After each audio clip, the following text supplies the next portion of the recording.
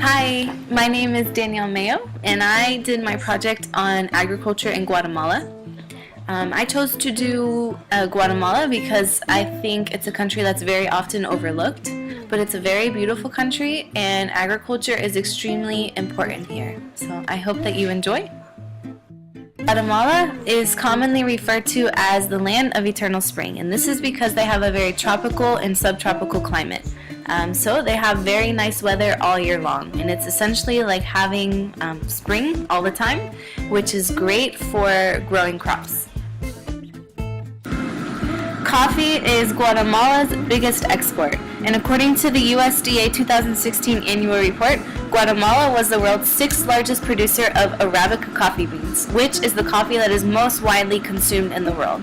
So coffee makes up about 80% of the value of all of Guatemala's exports.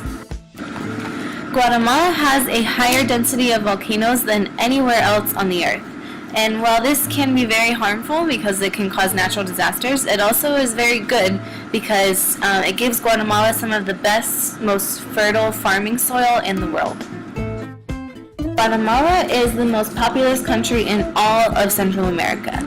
So they have about 150 people per square kilometer compared to the US's 33 people per square kilometer. So this causes issues with food security, and as you can see in the graph on the screen, they have extremely high crime rates.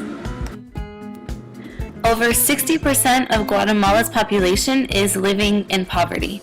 So malnutrition is a huge problem here, and in fact it's one of the worst countries in the Western Hemisphere in terms of malnutrition. So because Guatemala is so overpopulated, they have extremely high rates of air pollution, which is very bad for their agricultural crops. They see a lot of reduced growth and a lot of reduced yield in their crops.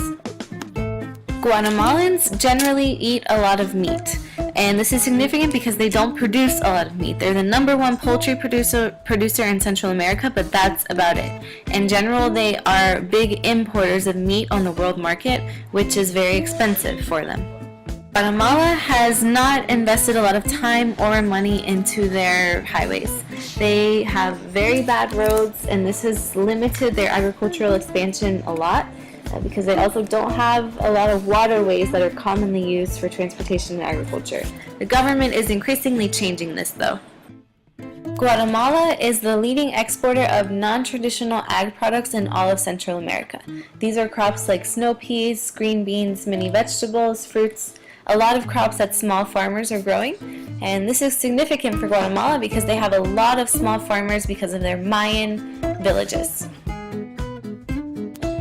Agriculture is extremely important to the country. About 11% of Guatemala's GDP comes from agriculture, but agriculture also supports all other industries in the country.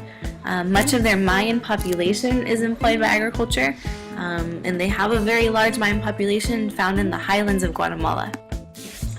Thank you for listening to my presentation. I hope that you enjoyed it, and I also hope that one day you'll be able to see Guatemalan agriculture in person.